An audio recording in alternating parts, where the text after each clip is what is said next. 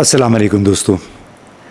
5 جولائی 1977 پاکستان کی سیاسی تاریخ کا ایک سیاہ دن، جب جنرل ضیاء الحق نے ایک سیاسی حکومت کا تختہ الٹ کر وزیر اعظم ذوالفقار علی بھٹو اور ان کے ساتھیوں کو گرفتار کیا اور بالآخر اپریل 1979 میں ذوالفقار علی بھٹو کو پھانسی پر بھی چڑھا دیا.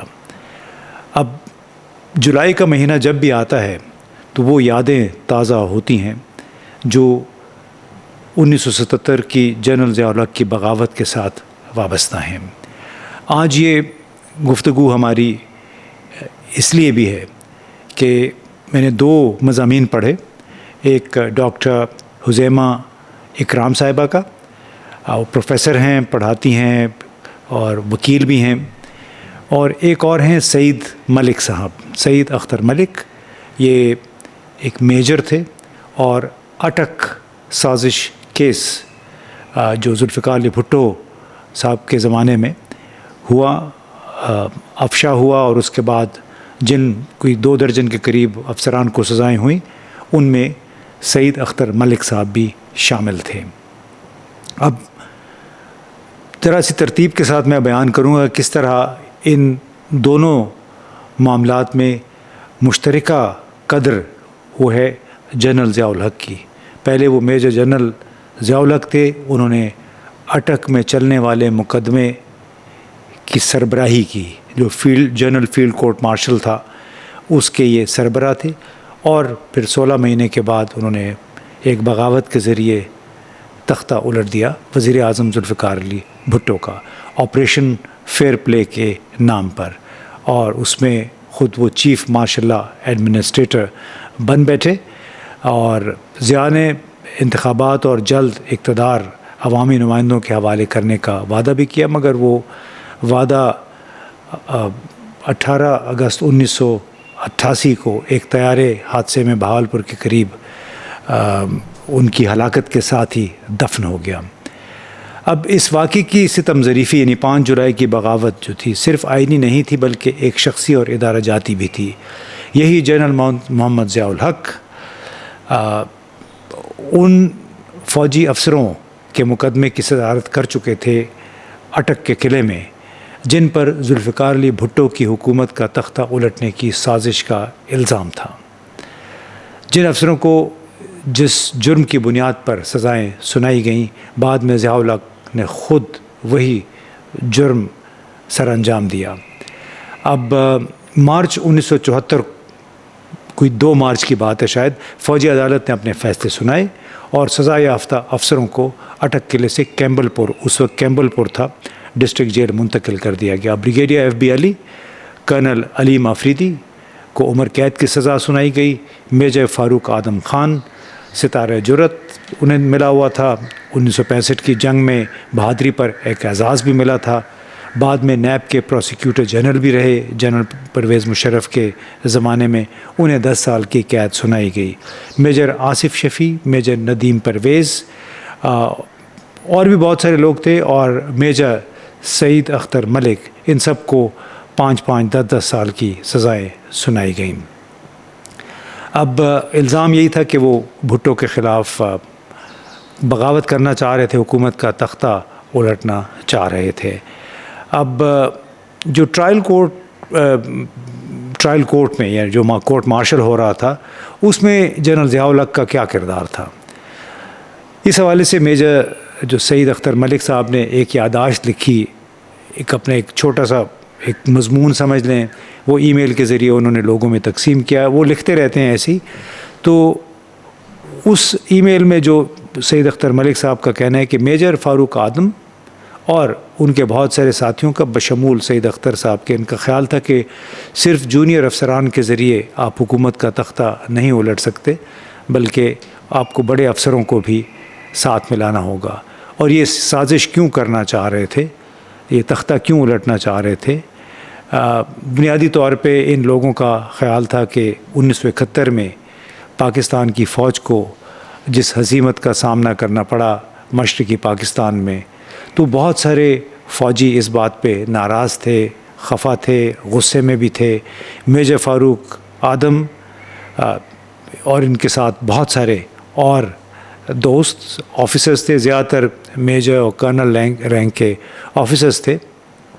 وہ بنیادی طور پہ احتساب چاہتے تھے.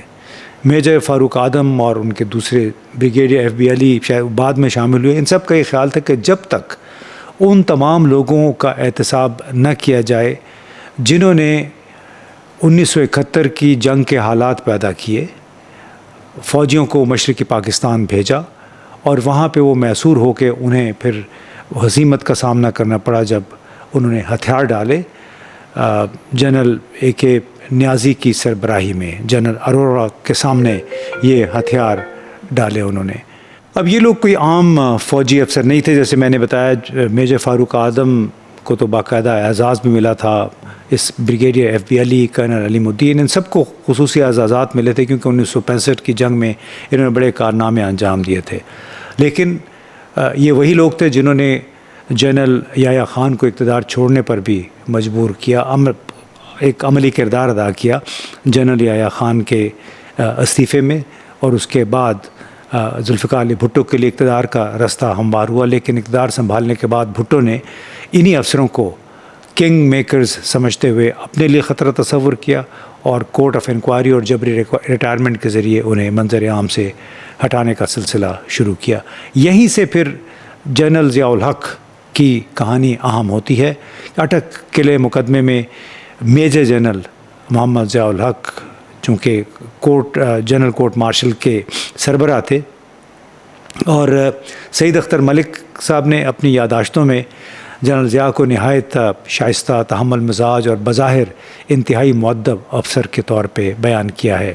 اور انہوں نے یہ بھی اپنے قصے میں لکھا ہے کہ جب عدالت لگی تو پہلے ہی دن ملزمان اپنے وکلاء کے ساتھ آئے اور آخر میں عدالت کے ارکان بھی داخل ہوئے. سب لوگ احتراماً کھڑے ہوئے اور ضیاء الحق نے حاضرین پر ایک نظر ڈالی. ان کی نظر مہمانوں کی گیلری میں بیٹھے ایئر مارشل اصغر خان پر بھی پڑی.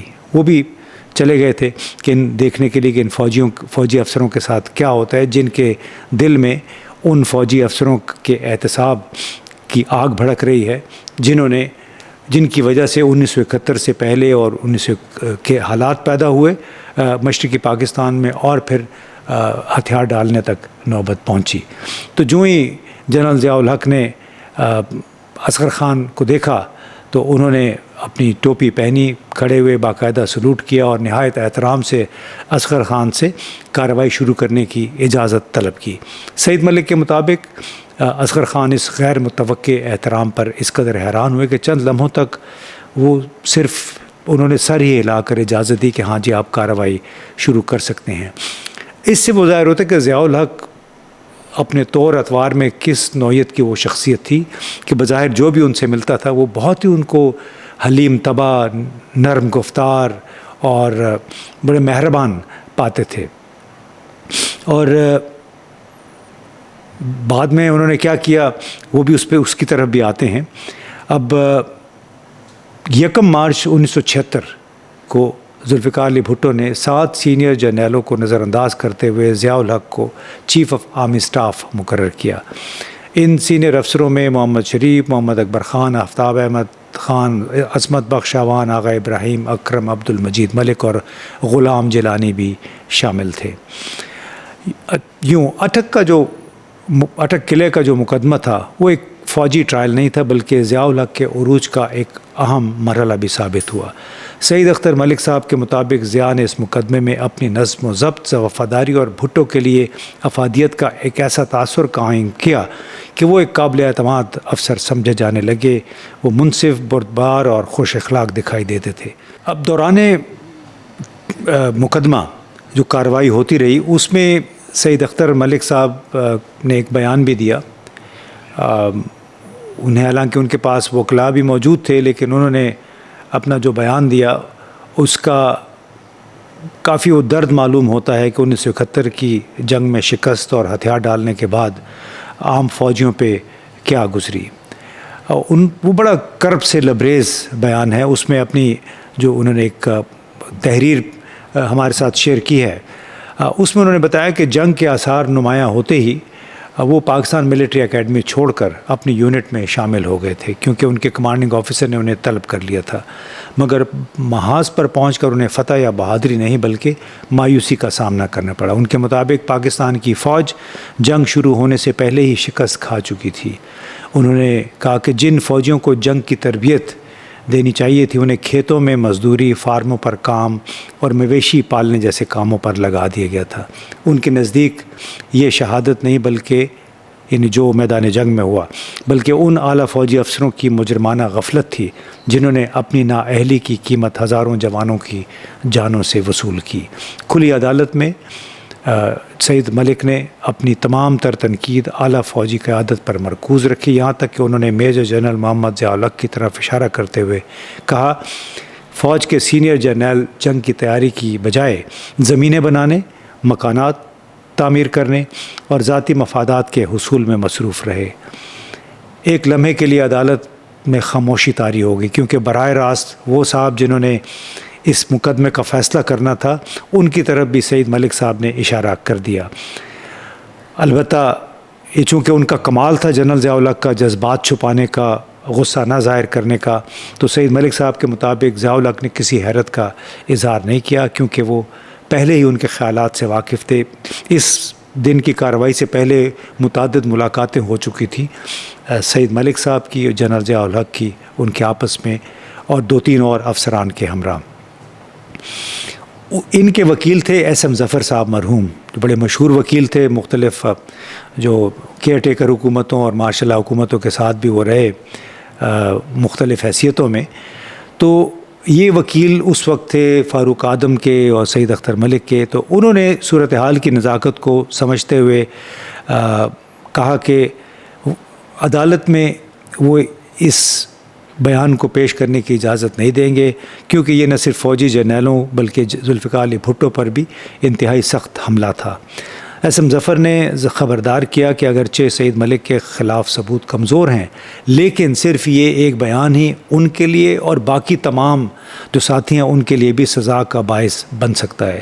سعید ملک صاحب کے بقول انہوں نے انکار کیا، تاہم دوسرے ملزمان سے ان کے وکیل ایس ایم ظفر صاحب نے مشورہ کیا اور یہ بھی یاد دلایا کہ یہ ایک مشترکہ مقدمہ ہے، صرف ایک بندے کی کہانی نہیں ہے، ایک شخص پہ الزام نہیں ہے۔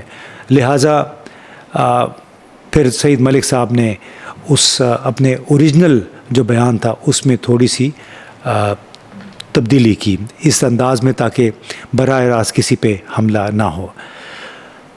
اس داستان کا ایک اور بھی پہلو ہے، ہمارے جس طرح میں نے آپ کو پہلے بتایا، جو انہوں نے اپنے بیان میں جس طرح فوجیوں کے ایگریکلچر فارموں میں اور زمینیں ٹھیک کرنے میں، خریدنے میں جو وقت صرف ہو رہا تھا اس کی طرف اشارہ کیا، اس طرح ایک اور اہم پہلو تھا جس کا ذکر سعید ملک صاحب نے اپنے اس خط میں کیا، جو کہ انہوں نے ای میل میں شیئر کیا ہے، کہ ایک دن وکلاء کے ہمراہ ان کی دادی ان سے ملنے آئیں۔ جب دادی جان جانے لگی تو انہوں نے صرف ایک بات کہی کہ بیٹا کبھی سلطانی گواہ مت بننا۔ انہوں نے کہا کہ اگر ضرورت پڑے تو سب کچھ قربان کر دینا، مگر اپنی عزت اور غیرت کبھی نہ بیچنا، کیونکہ دولت، آزادی اور زندگی شاید دوبارہ مل جائے، لیکن عزت ایک بار چلی جائے تو واپس نہیں آتی۔ سعید ملک صاحب کہتے ہیں کہ وہ الفاظ ان کے ذہن میں ہمیشہ کے لیے نقش ہو گئے۔ ایک پیچیدہ فوجی سازش کے مقدمے میں شاید وہ بزرگ خاتون ہی سب سے بہتر جانتی تھیں کہ اصل امتحان کس چیز کا ہے، لیکن تقریباً 50 سال ہو گئے، آپ دیکھ رہے ہیں کہ سعید ملک صاحب کی دادی جان نے جو بات کہی کہ عزت نہیں بیچنا، اس کا آج کے حالات سے کتنا تعلق ہے، کتنے لوگ اپنی عزت بیچ رہے ہیں یا بیچنے سے گریز کر رہے ہیں اصولوں کی خاطر۔ پھر جولائی 1977 میں اقتدار جب پہ قبضہ کر لیا جنرل ضیاء نے، تو سعید اختر صاحب نے ضیاء الحق کو ایک خط لکھا اپنی جیل سے۔ انہوں نے شکایت کی کہ ذوالفقار علی بھٹو نے سزائے یافتہ افسروں کی جو حاصل شدہ معافی ہوتی ہے کہ آپ نے 1 سال گزارا تو اس کے نتیجے میں آپ کو کچھ معافی ملتی ہے، کچھ دن کچھ مہینے آپ کے معاف ہو جاتے ہیں، ذوالفقار علی بھٹو نے یہ کیا کہ وہ تمام رعایتیں واپس لے لیں. ایک عجیب سا تضاد تھا کہ ایک طرف تو ذوالفقار علی بھٹو کے اقتدار کی راہ ہموار کی ان لوگوں نے اور انہی کے خلاف اتنی سختی کی نامعلوم کس کے کہنے پہ.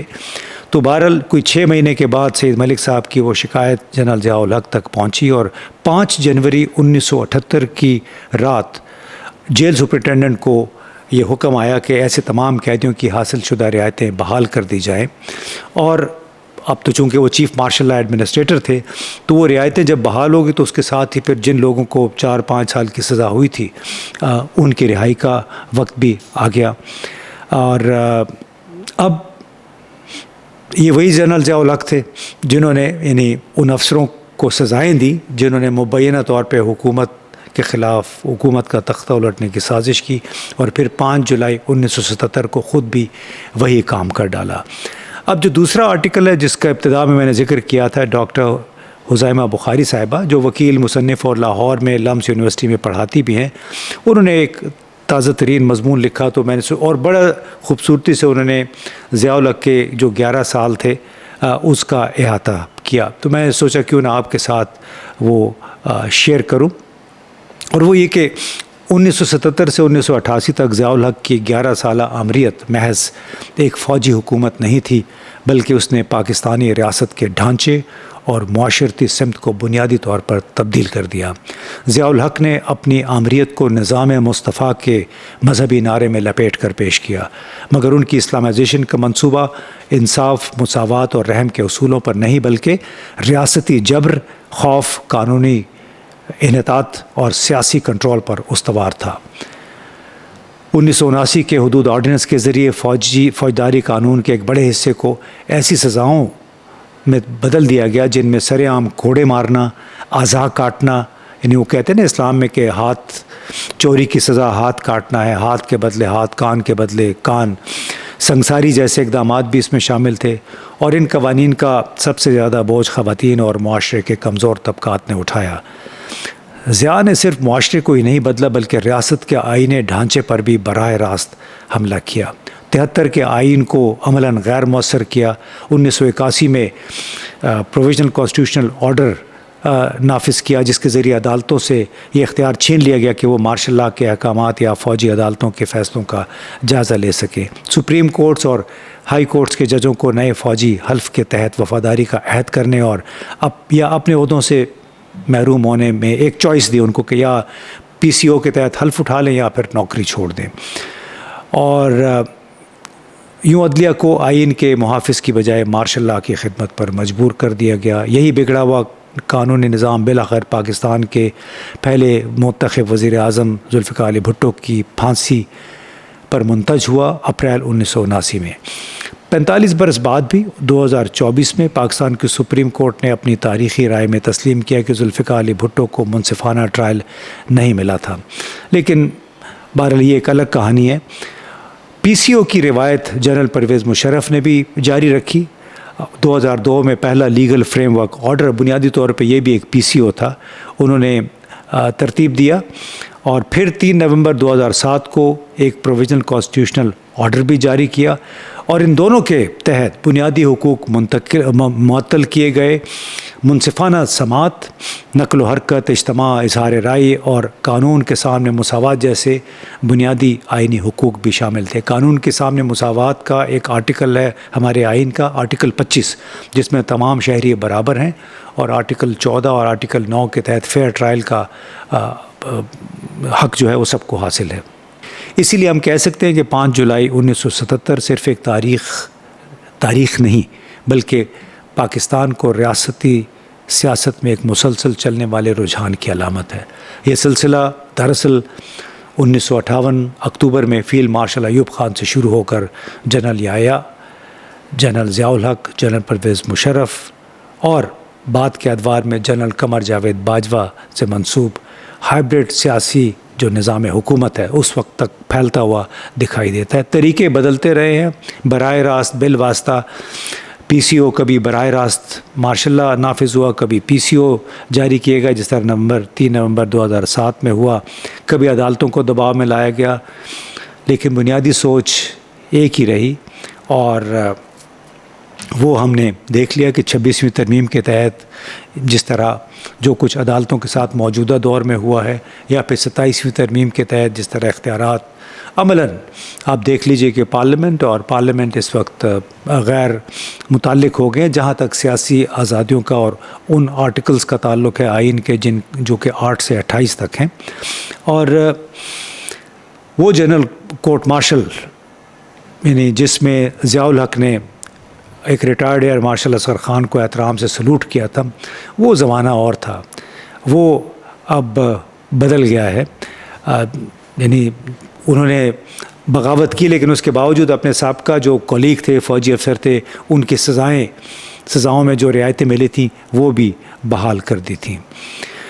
جولائی 1977 میں جنرل ضیاء الحق نے جو بیج بویا وہ صرف ضیاء الحق کے دور تک محدود نہیں تھا.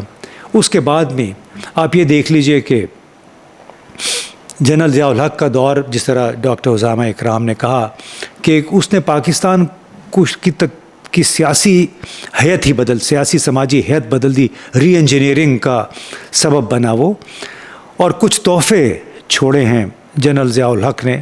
آج بھی پاکستان کا معاشرہ ان کو بھگت رہا ہے. وہ کیا تھا کہ مذہبی انتہا پسندی، افغان اور کشمیری مجاہدین، شریف خاندان، چودھری خاندان، سندھ کے سید جام، پنجاب کے چیمے چٹھے گردیزی، دائیں بازو کے قلم کار، بہت سارے قلم کار جو کہ ماضی میں جماعت اسلامی کے ساتھ وابستہ ہوتے تھے، لیکن جب جماعت اسلامی نے مجلس شورا میں شرکت کی جنرل ضیاء الحق کی سربراہی میں، اور ان کو پھر عہدے بھی ملے جماعت اسلامی کے کئی لوگوں کو، احسن اقبال صاحب کی والدہ بھی جماعت اسلامی میں ہوتی تھیں.